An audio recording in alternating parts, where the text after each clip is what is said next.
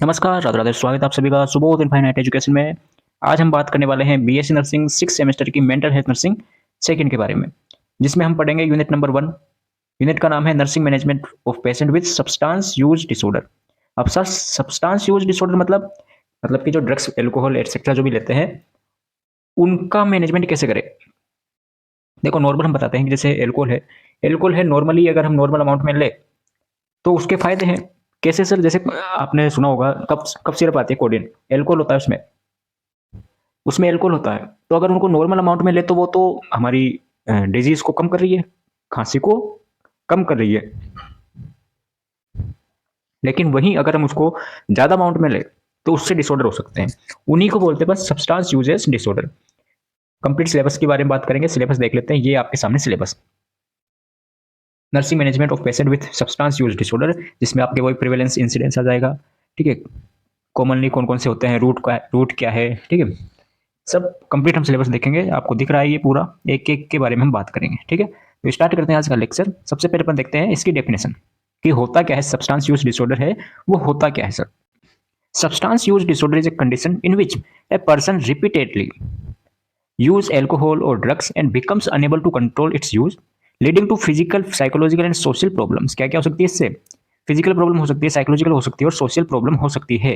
क्या बताया हमने? डेफिनेशन क्या बोली कि ऐसे सब्सटेंस यूज डिसऑर्डर ऐसी कंडीशन होती है जिसमें कि कोई व्यक्ति है, कोई पर्सन है, वो रिपीटेडली यूज करता है किसका? एल्कोहल का और ड्रग्स का। रिपीटेडली बार बार उसका अगेन एंड अगेन यूज लेता है तो उससे हुआ क्या कि वो इसके यूज को कंट्रोल करने में अनेबल हो जाएगा।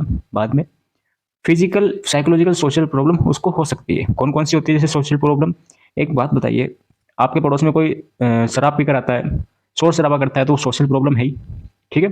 साइकोलॉजिकल प्रॉब्लम कैसे कि उसकी साइकोलॉजी या फिर माइंड है, मेंटल इलनेस पे उसको फर्क पड़ेगा मेंटली। फिजिकल उसकी हेल्थ है वो कम हो जाएगी। ओके, थिन एंड लीन हो जाएगा वो। आगे चलते हैं प्रिविलेंस एंड इंसिडेंस के बारे में। बिल्कुल पॉइंट टू पॉइंट लेके चलेंगे। फर्स्ट पॉइंट जैसे आपके प्रिविलेंस एंड इंसिडेंस है तो यही हम देखते हैं। जैसा फर्स्ट पढ़ी है हमने मेंटल हेल्थ नर्सिंग फर्स्ट, वैसे ही सेकंड को पढ़ेंगे। सब प्रिवेलेंस एंड इंसिडेंस होता है कि substance use disorder are increasing globally. World में जो ये इसका डिसऑर्डर है, सब्सटेंस यूजेस डिसऑर्डर है, वो धीरे धीरे धीरे धीरे बढ़ता ही जा रहा है। ठीक है, पहले की तुलना में बढ़ता जा रहा है।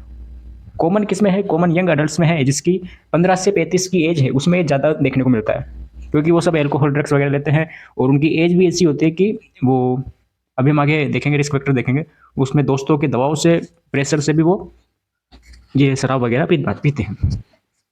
मोर common in male but rising in females. Normally ये मेल में पाया जाता है, लेकिन अब फीमेल में भी ये धीरे धीरे हो रहा है, प्रचलन में आ रहा है। कॉमन सब्सटेंस कौन कौन से हो सकते हैं? जैसे एल्कोहल, टोबैको, ओपियोइड्स, कैनबियस। ठीक है, ये कॉमन सब्सटेंस है। आगे चलते हैं, कॉमनली यूज साइकोट्रोपिक सब्सटेंस कौन कौन से है अभी हमने देखा, वापस से देख लेते हैं। एल्कोहल हो गया, फर्स्ट क्या हो गया? एल्कोहल हो गया। टोबैको हो गया, कैनबियस हो गया, कैनबिस जिसको हम एको नाम देते हैं, क्या, मरिजुआना। ओपिएट्स हो गया, heroine, morphine, sedatives and sleeping pills हो गया, ठीक है, नींद की गोली वगैरह। इनहेलेंट्स हो गया जैसे ग्लू, पेट्रोल थिनर, इनका भी यूज करते हैं हम क्या मतलब जो भी ये सब्सटेंस यूज लेते हैं वो। ठीक है, आगे हम चलते हैं कि कॉमनली यूज साइकोट्रोपिक सब्सटेंस। क्या सर, क्या समझे इससे? समझे क्या आप? ये बताओ पहले तो। देखो, अभी मैंने आपको एग्जांपल बताया था कि नॉर्मल जो मेडिसिन वगैरह होती है, जैसे कोडिन हो गया, एल्कोहल है, तो वो तो फायदा करती है, लेकिन जब अमाउंट ज़्यादा ले ले तो वो क्या करेगी? डिसऑर्डर पैदा करेगी। ठीक है, तो वही बात कहना चाहता है कि commonly use psychotropic substance, normally हम कौन कौन से साइकोट्रोपिक सब्सटेंस यूज लेते हैं और उनका बाद में क्या फर्क पड़ता है। तो जैसे psychotropic substance are drugs that affect the brain and change mood, behaviour, perception. इनको ये चेंज करता है। एक बात बताइए कि जैसे एल्कोहल लेंगे, नॉर्मली हम तो एल्कोहल की बात करते हैं, जैसे शराब वगैरह की बहुत सारी, आपको पता है बहुत सारी आती है, तो उनसे होगा क्या? मूड चेंज हो जाएगा, आपका मूड बिल्कुल अच्छा हो जाएगा पीने के बाद में। ब्रेन हो गया, बिहेवियर और परसेप्शन बिल्कुल क्या हो जाएंगे? चेंज हो जाएंगे। नॉर्मल जो आप अभी हो वो सभी क्या हो जाएंगे? अफेक्ट हो जाएगी। ठीक है। फर्स्ट क्लासिफिकेशन में आता है डिप्रेसेंट। अब कौन कौन से क्लासिफिकेशन हो गए इसके? डिप्रेसेंट हो गया, स्टिमुलेंट हो गया, हेलुसिनेशन हो गया, हेलुसिनोजेंस। नेक्स्ट आ गया ओपिएट्स हो गया, ये इसके बारे में देख लिया, केनाबिस। अब सुनो, अपन फर्स्ट देखते हैं डिप्रेसेंट के बारे में कि डिप्रेसेंट क्या होता है कि these drugs slow down brain activities. ये क्या करती है? ब्रेन की एक्टिविटी को कम कर देती है। एग्जाम्पल दे रखा है एल्कोहल, बारबिटूरेट, बेंजोडाइजेपिन्स। ठीक है, ये मेडिसिन या फिर ड्रग्स होती है जो कि ब्रेन की एक्टिविटी को स्लो डाउन कर देती है, कम कर देती है। ठीक है, मेडिसिन है ये। स्टिमुलेंट, सेकंड आता है स्टिमुलेंट। स्टिमुलेंट जैसे कि मैंने भी एग्जांपल बताया था कोकीन का बताया था आपको। स्टिमुलेंट्स क्या है? These drugs increase brain activities and alertness. क्या करती है? ब्रेन की एक्टिविटीज को इंक्रीज कर देती है सर, इंक्रीज कर देती है। जैसे कैफीन हो गया, निकोटीन हो गया, ठीक है, ये स्टिमुलेंट्स होते हैं। हेलुसिनोजेंस क्या है? हेलुसिनोजेंस, अब नाम से पता चल रहा है हेलुसिनोजेंस मतलब कि हेलुनेशंस, हेलुसिनेशन को। These drugs cause hallucination and altered perception. अब परसेप्शन हमने पढ़ा, परसेप्शन में दो डिजीज के या फिर दो हमने एस्पेक्ट देखे। कौन सा? एक तो हेलुसिनेशन, एक देखा इल्यूजन, ठीक है। हेलुसिनेशन क्या होता है कि जैसे विजुअल हेलुसिनेशन हो गया। अब एल्कोहल, एल्कोहल विड्रॉल में कौन सा हेलुसिनेशन देखने को मिलता है? कमेंट करें अगर आपने पढ़ रखा हो तो। फिफ्थ सेमेस्टर की क्लास ली थी, उसमें बताया था कि एल्कोहल विड्रॉल में इस टाइप का हेलुसिनेशन पाया जाता है। तो आप उसको कमेंट करें किस टाइप का हेलुसिनेशन एल्कोहल विड्रॉल में पाया जाता है, तुरंत कर दीजिए कमेंट। एग्जाम्पल हो गया इसका एलएसडी हो गया सर। ओपियोइड्स की अगर हम बात करते हैं, ओपियोइड्स जैसे कि पेन रिलीफ करता है। ओपियोइड्स क्या होते हैं? पेन रिलीफ में काम लेते हैं, लेकिन अगर इसकी हाईली ज़्यादा अगर इसका अमाउंट है तो ये एडिक्टिव बन जाते हैं, मतलब इनकी आदत पड़ सकती है हमें। एग्जाम्पल हो गया मोर्फिन, हीरोइन एंड कोडिन, ठीक है, कोडिन का बताया मैंने आपको भी। नेक्स्ट आता है कैनाबिस ग्रुप, इसमें एग्जाम्पल हो गया ये। होता क्या है कि माइल्ड, इससे क्या होगा, ये लेने से क्या होगा? Mild euphoria, euphoria. अब यूफोरिया भी मैंने बताया था आपको पिछली क्लासेस में। यूफोरिया मतलब कि बिल्कुल हैप्पी, वो फील हैप्पी फील करेगा, हैप्पीली फील करेगा, और उसकी परसेप्शन है वो अल्टर हो जाएगी। परसेप्शन में दो पढ़ी ली हमने, एलुसिनेशन एंड इल्यूजन्स, दो चीज़ होती है। लॉन्ग टर्म, अगर इनका हमने लॉन्ग टर्म यूज लिया तो मेमोरी इंपेयरमेंट हो सकती है सर, मेमोरी पर इफेक्ट पड़ सकता है। एग्जाम्पल हो गया marijuana एंड हैसीस, ठीक है, नाम भी देखो क्या है। नेक्स्ट हम आगे बढ़ते हैं फॉर्म्स ऑफ ड्रग्स। अब इनको किस किस फॉर्म में ले सकते हैं, इनको जो सब्सटेंस है किस किस फॉर्म में हम इसको ले सकते हैं। फिर बाद में हम देखेंगे इसके रूट देखेंगे, एक्शन देखेंगे इसका, और इंटॉक्सिकेशन और विड्रॉल देखेंगे, ठीक है। देखते हैं सर कहाँ तक आगे अपन। फॉर्म्स ऑफ ड्रग्स, किन किन फॉर्म में हम इनको ले सकते हैं। तो ये ड्रग्स में भी available in different form, tablet form में आती है, कैप्सूल में आती है, पाउडर में आती है, लिक्विड में, स्मोक में आती है, ठीक है। एक्शन आगे चलते हैं, रूट ऑफ एडमिनिस्ट्रेशन, किस किस से हम इसको एडमिनिस्ट्रेशन कर सकते हैं, ले सकते हैं। तो भाई ओरली भी ले सकते हैं, आईएम आईवी भी, देखा होगा ना आपने, ड्रग्स के इंजेक्शन लगाते हैं।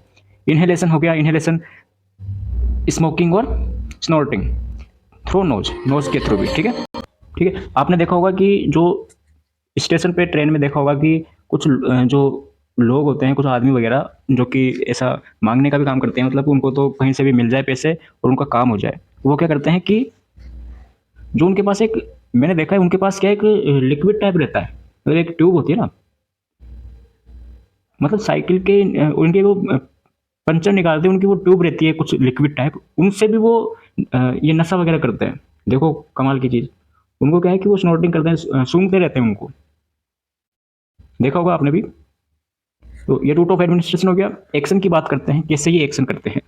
तो ये करेंगे क्या कि these substance affect brain neurotransmitter such as dopamine and serotonin. Dopamine और सेरोटोनिन को ये क्या करते हैं? अफेक्ट करते हैं। कौन? ये सब्सटेंसेस जो हमने बताया अभी, ये सब्सटेंसेस इनको अफेक्ट करते हैं न्यूरोट्रांसमीटर को, जिससे प्रोड्यूस इफेक्ट, कौन कौन से इफेक्ट प्रोड्यूस होगा? प्लेजर और यूफोरिया, बिल्कुल हैप्पीली फील करेंगे वो, ठीक है। रिलैक्सेशन, बिल्कुल रिलैक्स हो जाएंगे उनको लेके, इनक्रीज एनर्जी और हेलुसिनेशन, ठीक है, ये इफेक्ट पड़ता है उन पर, ठीक है, इन पर जो कि ऐसे सब्सटेंस यूज लेते हैं। आगे चलते हैं। जब एक बात बताओ कि उनको खुशी मिल रही है उनको लेने से, क्या है? यूफोरिया है, रिलैक्स हो रहा है, उनकी एनर्जी बढ़ रही है, तो वो तो लेंगे सर, बिल्कुल लेंगे। अब आता है इंटॉक्सिकेशन। क्या है इंटॉक्सिकेशन? तो इंटॉक्सिकेशन क्या है? Intoxication is a temporary physical and psychological effect after taking, क्या बताया? After taking a substance. Symptoms में इंक्लूड, कौन कौन से सिम्टम्स है इसमें? स्लर्ड स्पीच हो गया, पुअर कोऑर्डिनेशन हो गया, aggressive behaviour, drowsiness, impaired judgement. अब बताओ क्या समझ में नहीं आया इस पे? ऐसे बोलना चाह रहा है कि जब आप ये सब्सटेंस लोगे, जो भी हमने सब्सटेंस पढ़े बहुत सारे, जब वो हम लेने के बाद में, जैसे हमने ले लिया सब्सटेंस को, हमने एडमिनिस्ट्रेशन कर लिया, बहुत सारे रूट थे हमारे पास, आईएम आईवी ओरली, ठीक है, एटसेट्रा, इनके थ्रू हमने क्या किया? उनको एडमिनिस्ट्रेशन कर लिया। एडमिनिस्ट्रेशन करने के तुरंत बाद रिसेंटली जैसे ही हमने लिया, तो क्या होगा? टेम्पररी फिजिकल साइकोलॉजिकल इफेक्ट पड़ेंगे। अब वो इफेक्ट कौन कौन से हैं? तो वो इफेक्ट है ये, लेने के बाद वो सही तरीके से बोल नहीं पाएगा, पुअर कोऑर्डिनेशन हो जाएगा, उसमें एग्रेसिव बिहेवियर हो जाएगा, ठीक है, ड्राउजीनेस हो जाएगा और इम्पेयरमेंट हो जाएंगे जजमेंट को। तो ये होता है इंटॉक्सिकेशन। एक वर्ड और आता है कौन सा, विड्रॉल। अब विड्रॉल आपने सुना होगा, विड्रॉल सिंड्रोम सुना है, विड्रॉल सिंड्रोम 12th में पढ़ा था हमने, 12th क्लास में पढ़ा था कि विड्रॉल सिंड्रोम क्या होता है सर, कि जैसे ही हम कोई एल्कोहल या सब्सटेंस ड्रग्स वगैरह छोड़ देते हैं अचानक से हम उसको छोड़ देते हैं तो कुछ सिम्टम्स देखने को मिलते हैं, उनको विड्रॉल सिंड्रोम बोलते हैं। तो विड्रॉल सिम्टम्स क्या है, withdrawal symptoms occur when a person suddenly stop और रिड्यूस सब्सटेंस, जब वो सडनली स्टॉप कर दे फिर कम कर दे उस सब्सटेंस का यूज करना। कॉमन विड्रॉल सिम्टम्स कौन कौन से हैं, एंजाइटी हो गया, ट्रेमर्स आएंगे उसको, sweating, vomiting, insomnia, seizures in severe cases, ठीक है। जैसे ही वो उसको कम कर देगा उस सब्सटेंस को लेना या फिर छोड़ देगा तो ये कुछ देखने को मिलेंगे उसमें, ठीक है, तभी तो आदत पड़ती है। एक बात बताइए कि कोई पर्सन है, कोई व्यक्ति है, वो ले रहा है शराब वगैरह पी रहा है या कुछ भी ड्रग्स वगैरह यूज ले रहा है, अब उसको मिली नहीं, उसको वो मिली नहीं तो स्टॉप हो जाएगा वो, या फिर उसके रिड्यूस हो जाएगा तो उसको क्या है कि ये सिम्टम्स आएंगे, तो उसको क्या है कि लगेगा कि नहीं मुझे लेना चाहिए, तो वो मजबूर हो जाएगा कि उनको लेने के लिए। और इनके आपको पता ही है कितने महंगे मिलते हैं, इनकी कॉस्ट बहुत ज़्यादा रहती है, ठीक है, जो ये गांजा वगैरह आते हैं, ठीक है। तो ये होता है विड्रॉल सिम्टम्स। नेक्स्ट अपन आते हैं इसकी ईटियोलॉजी के बारे में। ईटियोलॉजी या फिर रिस्क फैक्टर बोल सकते हैं, ईटियोलॉजी या फिर रिस्क फैक्टर। तो क्या क्या रिस्क फैक्टर होते हैं, क्यों लेता है ऐसा, रिस्क फैक्टर कौन कौन से हो सकते हैं कि क्यों लेता है वो ये ड्रग्स वगैरह क्यों लेता है वो। तो पहला तो हमने कारण देख लिया, जेनेटिक, क्या होता है, जेनेटिक्स होते हैं कि फैमिली वगैरह ले रही है तो वो भी उस चालू हो जाता है, ठीक है। दूसरा है न्यूरोट्रांसमीटर, डोपामाइन इम्बेलेंस हो जाता है।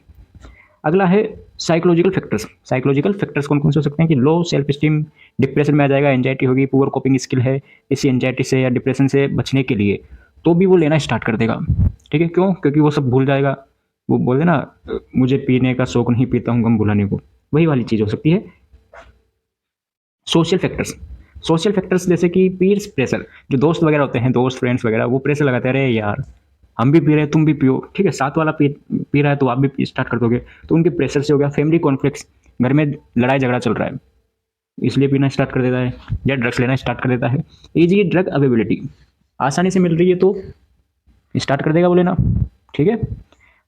आगे अपन बात करते हैं इंपॉर्टेंट टर्मिनोलॉजी के बारे में। कुछ टर्मिनोलॉजी है जो कि एक एक दो नंबर में पूछ सकते हैं एमसीक्यूज वगैरह में या फिर कैसे भी। कहाँ पे आ गए हम, ये हो गया सर, ये हो गया विड्रॉल वगैरह हो गया। अब यहाँ पर ये ईटियोलॉजी भी हो गई, ईटियोलॉजी के बाद में अब ये टर्मिनोलॉजी है, कुछ आपको दे रखी है कोष्टक में, देखो जूम कर लेते हैं, ये देखिए sir, terminology, substance use, abuse, tolerance, dependence, withdrawal, इनके बारे में थोड़ा बहुत देख लेते हैं, फिर डायग्नोसिस के बारे में हम बात करेंगे, ठीक है। चलो सर स्टार्ट करते हैं बिना टाइम वेस्ट किए, आपका समय बहुत कीमती है, क्लासेस मांग रहे हो आप कमेंट कर करके, 8 8 10 10 कमेंट कर रहे हो आप। इंपॉर्टेंट टर्मिनोलॉजी, फर्स्ट आता है सब्सटेंस यूज। क्या आता है, सब्सटेंस यूज मतलब कि नॉर्मली सब्सटेंस यूज ले रहा है, use of any psychoactive substance जैसे कि नॉर्मली एल्कोहल हो गया, नॉर्मल ले रहा है, उसका कोई नुकसान नहीं हुआ अभी तक, नुकसान कब होगा, सब्सटेंस एब्यूज में। जैसे कफ सिरप बता दिया मैंने आपको कि बहुत सारी मेडिसिन ऐसी होती है जिनमें कि इनका यूज लेना जरूरी है, ठीक है, ताकि जैसे मॉर्फिन है, मॉर्फिन हो गया, कोडिन हो गया, ओपिएट से, तो इनमें क्या है कि नॉर्मल ले रहे हैं अगर अपन तो वो तो सब्सटेंस यूज हो गया। एब्यूज का होगा जब हम ज़्यादा अमाउंट में ले रहे हैं, उसका नेगेटिव इफेक्ट पड़े अगर वो हार्मफुल हो, harmful use of a substance despite negative consequence, तो वो होता है सब्सटेंस एब्यूज, ठीक है, जब नेगेटिव उसका इफेक्ट पड़ रहा है तब। टॉलरेंस मतलब क्या होता है, तो टॉलरेंस मतलब कि a condition in which increasing dose of the drugs are required to achieve the same effect। देखो एक बात बताइए कि हम ले रहे हैं कोई भी मेडिसिन ले रहे हैं, सपोज करो ऐसे एग्जांपल से समझ रहे हैं कि हमें नॉर्मली उसकी 50 mg काफ़ी रहती है हमारे लिए, ठीक है, हमारे लिए, या फिर नॉर्मल अमाउंट उसका 50 mg सफिशियंट रहता है उसको ठीक करने के लिए, लेकिन हमने उसका इतना यूज ले लिया उस मेडिसिन का, मतलब कि किसी के 50 mg कोई मेडिसिन है, वो 50 mg का उसका डोज है, उससे काम चल जाएगा, उससे वो ठीक हो जाएगा, लेकिन हुआ क्या कि उस इंडिविजुअल ने इतनी डोज ले ली उसकी, इतनी बार मेडिसिन ले ली उसकी कि वो टॉलरेंस हो गया कि 50 mg से उसका काम नहीं होता, उसको 80 mg का डोज चाहिए अब उसको ठीक होने के लिए, तो वो होता है टॉलरेंस। अगला है dependency, a state where a person can not function normally without the drugs, कि जब तक उसको ड्रग्स नहीं मिलेगी वो कोई भी काम नहीं कर सकता, कोई भी फंक्शन नहीं कर सकता जब तक कि उसको वो डोज नहीं मिलेगी। ठीक है। नेक्स्ट आता है डायग्नोस्टिक क्राइटेरिया।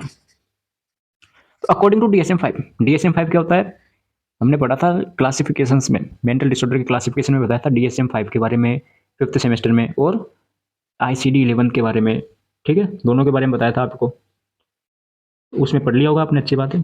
तो DSM-5 के अकॉर्डिंग टू DSM-5 कुछ क्राइटेरिया दिए गए हैं सब इसके सब्सटेंस यूजेस के लिए, डायग्नोस्टिक के लिए। कौन कौन से हैं वो, कि अगर कोई ये यूज ले रहा है, सब्सटेंस यूज ले रहा है, तो loss of control over substances uses, उसका कंट्रोल खत्म हो जाएगा, लॉस हो जाएगा। स्ट्रॉन्ग क्रेविंग फॉर सब्सटेंस, जब तक कि वो सब्सटेंस नहीं मिलेगा उसको क्रेविंग रहेगी, स्ट्रॉन्ग क्रेविंग रहेगी जब तक कि वो उसको नहीं मिल जाता। फेलियर टू फुलफिल रिस्पॉन्सिबिलिटीज, वो उसकी खुद की रिस्पॉन्सिबिलिटी है उसको फुलफिल नहीं कर पाएगा, उसमें फेल हो जाएगा। कैसे, जैसे कि सपोज अगर वो कोई भी रिस्पॉन्सिबिलिटी है, घर की रिस्पॉन्सिबिलिटी है या फिर कोई ड्यूटी वगैरह है, उसकी रिस्पॉन्सिबिलिटी है, उनको फुलफिल नहीं कर पाएगा। Continue use despite harm tolerance और विड्रॉल सिम्टम्स हो जाएंगे उसको। ठीक है। और साथ में क्या बोला है DSM-5 ने, कि अगर 12 महीने में ये 2 या 2 से अधिक क्राइटेरिया फुलफिल कर रहा है कोई भी व्यक्ति, तो वो क्या कहलाएगा, सब्सटेंस यूजेस कहलाएगा, सब्सटेंस यूजेस के क्राइटेरिया में, डायग्नोस्टिक में आएगा वो। ओके। 2 या 2 से अधिक अगर ये क्राइटेरिया है, इसमें से 2 या 2 से अधिक क्राइटेरिया फुलफिल करता है 12 महीने में, तो वो क्या है, इसके अंदर आएगा। ठीक है। कहाँ पर आ चुके हैं सर अब, डायग्नोस्टिक हो गया। अब मैंने आपको पहले बताया था कि ये हम पढ़ेंगे नहीं, कौन सा, ये वाला पोर्शन कुछ मैं पढ़ रखा है हमने 5th सेमेस्टर में, कुछ में पढ़ रखा है, कुछ में हम नहीं पढ़ेंगे, हमने बताया था आपको पहले भी। तो हम डायरेक्ट आ जाते हैं ट्रीटमेंट के बारे में, किस पर, ट्रीटमेंट पर आ जाते हैं। और ट्रीटमेंट के बाद में अपन स्पेशल कंसिडरेशन और फेज पर आ जाएंगे। अब कौन कौन से ट्रीटमेंट है आप देख लो, कोष्टक में आपको सबको दिख रहा है, यही हम पढ़ेंगे। और लास्ट में फिर नर्सिंग मैनेजमेंट भी है, नर्सिंग मैनेजमेंट भी है ये लास्ट में, तो इसको भी देखेंगे। तो देखते हैं, चलो ट्रीटमेंट। ट्रीटमेंट में फर्स्ट आता है डिटॉक्सिफिकेशन। क्या आता है, detoxification. Detoxification is the process of removing the toxic substance from the body under medical supervision. Medical supervision के अंडर अगर कोई भी व्यक्ति की बॉडी से, कोई भी इंडिविजुअल की बॉडी से अगर हम वो सब्सटेंस, टॉक्सिक सब्सटेंस बाहर निकाल रहे हैं, रिमूव कर रहे हैं, तो वो प्रोसेस कहलाती है डिटॉक्सिफिकेशन। किसी ने एल्कोहल ले लिया, किसी ने एल्कोहल ले लिया, अब उसको हम बाहर निकाल रहे हैं मेडिकल सुपरविजन के अंडर, तो वो क्या कहलाएगा, डिटॉक्सिफिकेशन कहलाएगा। एग्जाम्पल मेडिकेशंस में इंक्लूड कौन कौन सी, बेंजोडाइजेपिन हो गया, क्लोनिडीन हो गया, और मेथाडोन हो गया, ये इसके एग्जाम्पल्स हो गए मेडिसिन जो कि यूज ली जाती है। अगला आता है एंटाब्यूज थेरेपी। एंटाब्यूज थेरेपी में ड्रग्स ली जाती है डाइसल्फिराम। डाइसल्फिराम कौन सी, डाइसल्फिराम। तो डाइसल्फिराम क्या होती है, देखो अभी एक एग्जाम्पल बताएंगे आपको, आपके आंखों देखा। when alcohol is consumed after taking disulfiram, it causes severe reactions such as nausea, vomiting, headache. This discourages alcohol consumption. ठीक है। क्या बताया कि जब कोई डाइसल्फिराम लेता है मेडिसिन, किसी को डॉक्टर ने प्रिस्क्राइब कर दी, साइकेट्रिक्स ने, कि ये मेडिसिन आप लो, प्रिस्क्राइब कर दी है, अब वो ले रहा है, मेडिसिन ले रहा है, जैसे ही उसने डाइसल्फिराम लेने के बाद में अगर वो क्या है, एल्कोहल लेगा, डाइसल्फिराम ले ली, अब ले ली, सुबह उसने डाइसल्फिराम ले ली मॉर्निंग में, अब नाइट में मूड बनता है उसका एल्कोहल पीने का, नाइट में गया शराब के ठेके पर, गया एक लिया है बोतल, वहीं पे पी ली। तो अब पीने के बाद में उसमें क्या दिखेगा, उसमें सीवियर रिएक्शन होगी, डाइसल्फिराम और एल्कोहल, एल्कोहल और डाइसल्फिराम के बीच में सीवियर रिएक्शन होगी, और उस पेशेंट में या उस जिसने शराब का कंजप्शन किया है, उसमें नोजिया, वोमिटिंग, हेडेक ऐसी कंडीशन देखने को मिलेगी। ये क्या करता है, एल्कोहल कंजप्शन को कम करता है। अब इसका एक आपको जीता जागता एग्जाम्पल बताते हैं। आपने देखा होगा ट्रेन में, बस में, कहीं दीवार पर लिखा होता है, पर्चे वगैरह छपे रहते हैं कि ये बाबा है, इनके पास जाओ और शराब छुड़ाए बिना बताए, लगा रहता है, नंबर लगे रहते हैं नीचे, नीचे नंबर लगे रहते हैं 9829 ये ऐसे कुछ करके, और नशे की आदत छुड़ाए बिना बताए, बिना उसको बताए आप उसकी नशे की आदत छुड़वा सकते हो, शराब छुड़ाए बिना बताए, ऐसा कुछ कोट लिखा रहता है। तो वो होता क्या है, अब किसी ने क्या किया है कि घर पे बहुत परेशान है वो शराब से, कौन परेशान है, घर वाले परेशान है कि यार ये शराब पीता है, ये बच्चा शराब पीता है, तो अब क्या करे घर वाले, देख लिया उसने, नंबर देख लिया दीवार पर लिखे रहते हैं नंबर पे, नंबर गया, फ़ोन किया, बात कर ली उन्होंने आपस में कि यहाँ पर आ जाओ भाई, मेडिसिन दे देंगे आपको, दवाई दे देंगे,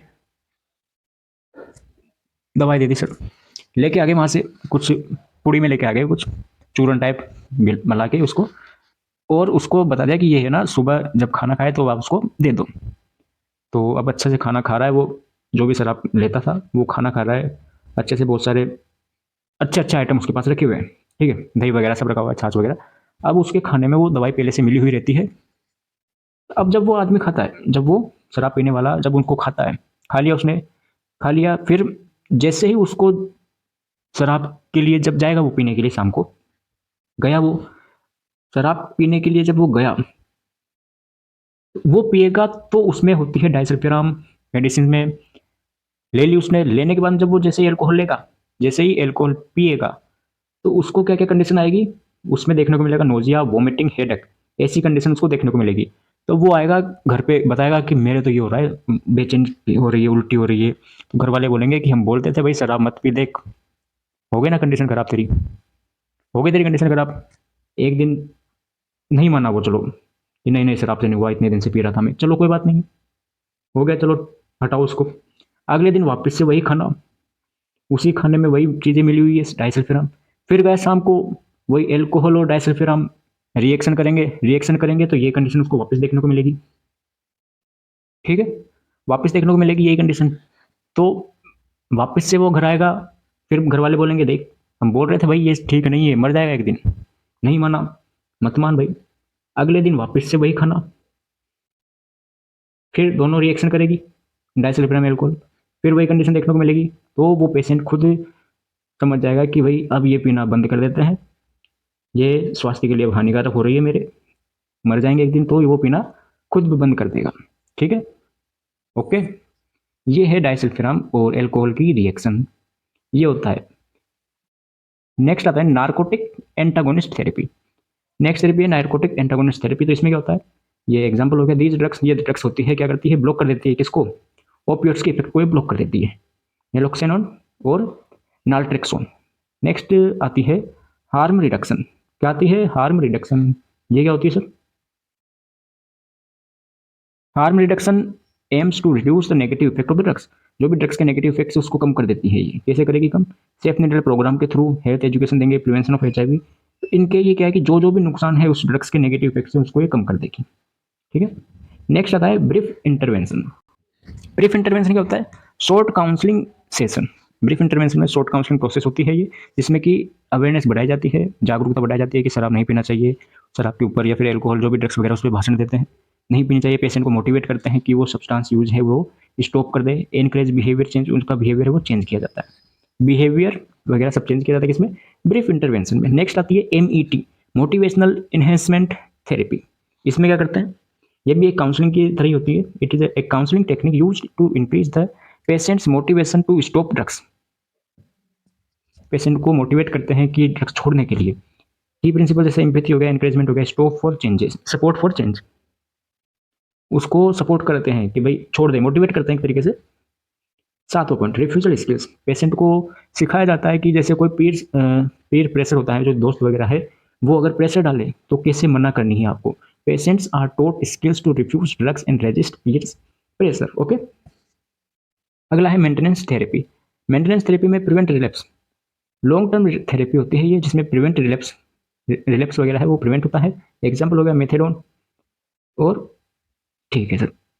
नेक्स्ट आता है नर्सिंग मैनेजमेंट। अब कोई सब्सटेंस यूज है, सब्सटेंस यूजेस है, किसी को डिसऑर्डर है सब्सटेंस यूज डिसऑर्डर, तो अब क्या करें सर, नर्सिंग मैनेजमेंट क्या करें, तो उसके लिए अपन क्या करेंगे, मेंटेन एयरवे, उसका एयरवे मेंटेन करेंगे, vitals monitor, prevent injury, monitor symptoms, prevent seizures, provide calm and environment, build therapeutic relationship, encourage expressions, educate patient and family, ensure nutrition and hydration। अब इसमें कोई समझाने का है नहीं, आपको पता है, कुछ ऐसा पॉइंट है नहीं, बिल्कुल सब इजी लैंग्वेज में बताया गया।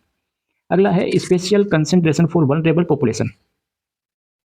देखो नॉर्मली तो हमने बात कर ली, लेकिन कुछ ऐसी पॉपुलेशन होती है वल्नरेबल जिनको हम स्पेशली काउंसलिंग की जरूरत पड़ती है, मतलब कि उनमें कुछ स्पेशल अटेंशन देनी पड़ती है। Some groups need special attention, adolescent हो गया, pregnant women, elderly people, homeless individual, patient with mental illness, इनके लिए हमें स्पेशल अटेंशन की जरूरत पड़ती है। These groups require special counselling and monitoring, ठीक है। Follow up and rehabilitation, regular OPD visit, जब भी साइकेट्रिस्ट बताए उस टाइम पर आपको OPD में आना है। फैमिली थेरेपी, हमने पढ़ ली फैमिली थेरेपी। ऑक्यूपेशनल थेरेपी देनी है, ऑक्यूपेशनल थेरेपी में काम करवाते हैं ताकि वो बिजी रहे। कम्युनिटी सपोर्ट ग्रुप्स, ठीक है। अब बताओ, हो गया कंप्लीट सिलेबस, मतलब कि इस चैप्टर का ये हो गया हमारे, ठीक है। ये देख लिया रूट फॉर्म्स, इंटॉक्सिकेशन और विड्रोल वगैरह। अगला हमने एटियोलॉजी देख ली, एटियोलॉजी के बाद में कुछ टर्मिनोलॉजी देख ली, ठीक है। इसके बाद डायग्नोस्टिक्स देख लिया, ये पॉइंट हमने छोड़ दिया, स्किप कर दिया, क्यों किया बता दिया इसका कारण, ठीक है। ट्रीटमेंट में वही सारे ट्रीटमेंट देख लिए, डिटॉक्सिफिकेशन, एंटी अब्यूज, ठीक है, narcotic, antagonist therapy, harm reaction, brief management, ठीक है, रिफ्यूजल स्किल्स, मेंटेनेंस थेरेपी। इसके बाद में नर्सिंग मैनेजमेंट देख लिया, special concentration for vulnerable population on follow up and home care and rehabilitation, ठीक है। कंप्लीट हो चुकी है विद इन 30 मिनट्स, 30 मिनट्स के अंदर अंदर, 30 मिनट के अंदर अंदर आपका फर्स्ट यूनिट कंप्लीट करा दिया वन शॉट में, कंप्लीट सिलेबस के साथ, ठीक है। लोग बोलते हैं ना कि कंप्लीट सिलेबस नहीं कराते हैं ये, अब बताइए आपको सिलेबस तक लेकर आए हैं कि ये सिलेबस है, इसके अकॉर्डिंग पूरा पढ़ा है आपको, एक एक पॉइंट क्लियर किया है, ठीक है। अब भी अगर कोई कह रहा है तो कहने दो, कोई उस पर फर्क नहीं पड़ता, उनसे खुद से सिलेबस नहीं हो रहा तो वो बस क्या करे, कुछ तो करे, कंटेंट के लिए कुछ तो करे, वो ये कर रहे हैं। वन शॉट में क्लास हो चुकी है अपनी। नेक्स्ट अपन यूनिट 2 के बारे में बात करेंगे। मेंटल हेल्थ नर्सिंग फर्स्ट हो चुकी है, चाइल्ड फर्स्ट एंड सेकंड हो चुकी है, और nursing management and leadership complete syllabus हो चुका है, प्लेलिस्ट तैयार होकर बनी हुई है, जाइए देखिए। और नर्सिंग मैनेजमेंट ये sorry mental health nursing first है, सॉरी सेकंड है, इसकी आज यूनिट फर्स्ट हो चुकी है। जितनी यूनिट है उतने ही दिनों में ये भी कंप्लीट हो जाएगी, ठीक है। क्लास कैसी लगी कमेंट जरूर करें, नोट्स आपको टेलीग्राम पर मिल जाएंगे। इस क्लास से पहले के जितने भी नोट्स हैं सब डल चुके हैं टेलीग्राम पर। टेलीग्राम की लिंक कहाँ मिलेगी, तो नीचे जाइए, डिस्क्रिप्शन में लिंक दे रखी है, उसको क्लिक करें और टेलीग्राम ज्वाइन कर लें, ठीक है। और आपको कुछ चाहिए हो तो कमेंट जरूर करें, कैसा समझ में आया नहीं आया कमेंट जरूर करके जाना है, ठीक है। तो मिलते हैं नेक्स्ट लेक्चर में नई वीडियो के साथ। राधे राधे।